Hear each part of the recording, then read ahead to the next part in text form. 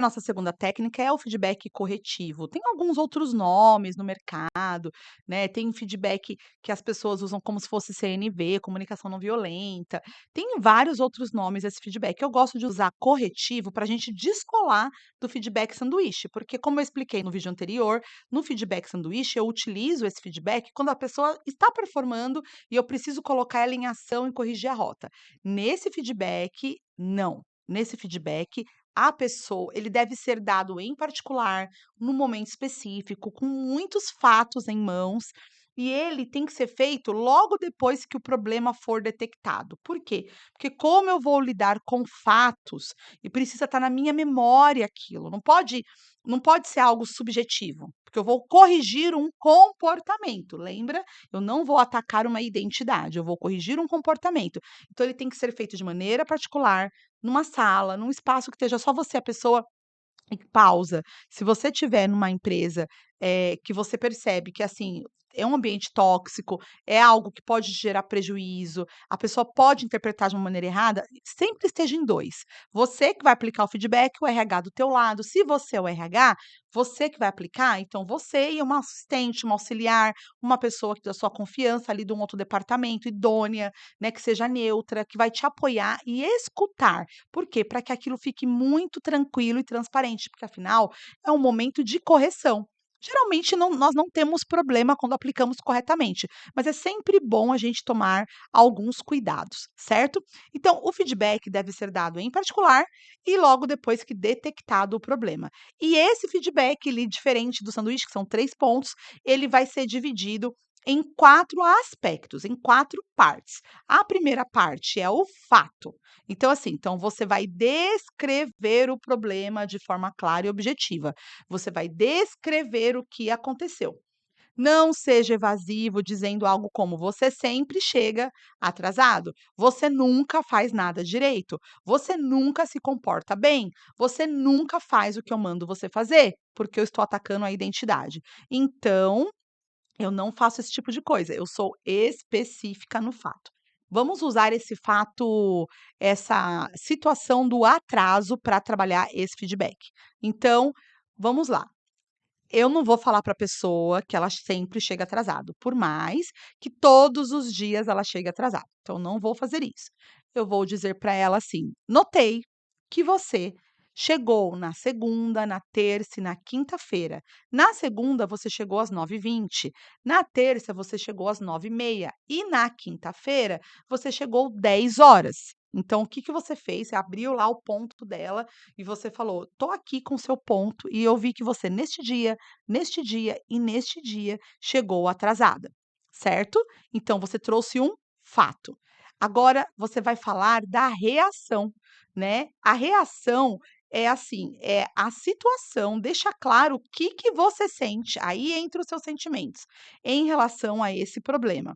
Então você vai mostrar o seu ponto de vista em relação, a isso, como por exemplo: "Eu fico um pouco preocupado, eu me sinto um pouco, eh, é como se você dissesse para ela assim: "Eu fico preocupado, eu não me sinto confortável, não sei o que está acontecendo com esses constantes atrasos. Fico preocupado, eu não sei o que está acontecendo com você, com a sua vida, com estes constantes atrasos". Aí, você colocou o seu sentimento, que é a reação. Você vai trabalhar o impacto no meio. Qual é o impacto que isso causa no ambiente? Nós ficamos esperando você para iniciar a apresentação. Com os seus atrasos, todo mundo acaba indo embora mais tarde. Qual é o impacto que o atraso dessa pessoa causa no ambiente, na vida de uma outra pessoa, na sua própria vida? Então, vamos supor que você não está lidando com uma equipe. Você vai dizer: "Eu cheguei às 9 para nossa reunião. E isso me deixou eu fiquei 20 minutos te esperando para começar a nossa apresentação. Isso atrasou toda a minha agenda. Isso atrasou todo o meu dia, o que causou um problema com a área tal, o que causou um problema com a outra área, o que me deixou desconfortável nessa outra situação".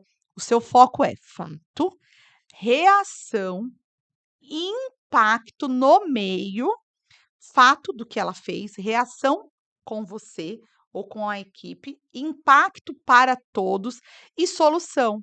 E aqui a grande sacada é: a solução quem dá não é você. A solução quem dá é a pessoa. Por quê? Porque não é a pessoa que está descumprindo a regra, não é a pessoa que não está conseguindo se organizar, não é a pessoa que não está conseguindo chegar no horário. Então, se é a pessoa que tem um problema, ela vai ser corrigida, então quem tem que trazer a solução é ela, não é você.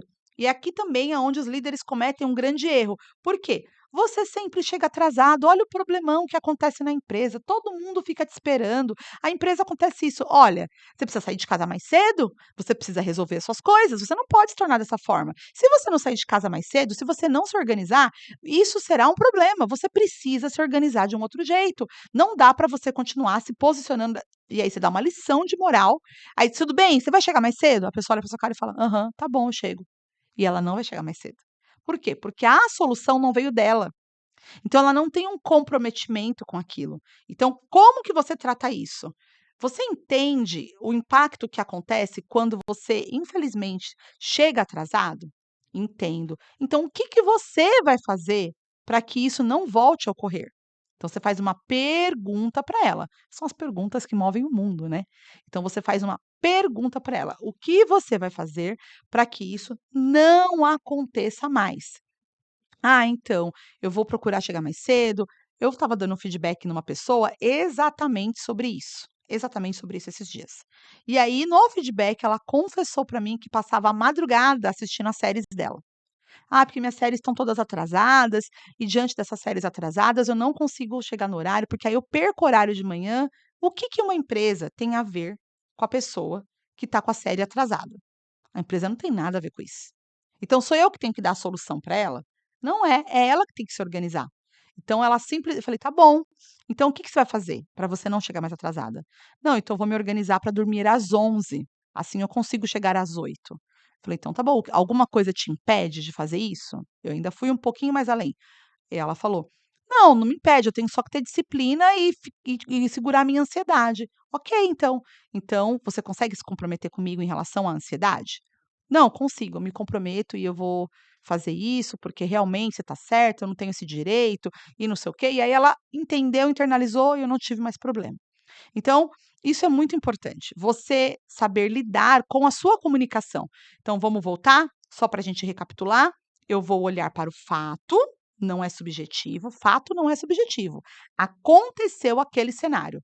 Eu vou falar da reação, qual é a minha reação diante daquilo, qual é o impacto daquilo no todo e qual é a solução que ela vai encontrar para se comprometer com aquele cenário e não cometer mais esse erro. Faz o seguinte, pega essas técnicas, coloca na gaveta, deixa ali bonitinho, elenca os pontos fortes, elenca os insights, elenca o que aconteceu, deixa um papel na sua frente, deixa um computador na sua frente, na sua mesa, porque eu tenho certeza que você vai deslizar um pouquinho no começo, mas você pegando a experiência, você vai conseguir fazer ótimas técnicas, vai fazer a técnica muito bem, vai fazer isso com maestria, só que depende da sua dedicação. É na primeira vez? É na primeira tentativa? Não é. Você tem que treinar, treinar, treinar, assim como todo artista treina, assim como todo jogador treina, né. Então não é diferente na arte de dar feedback.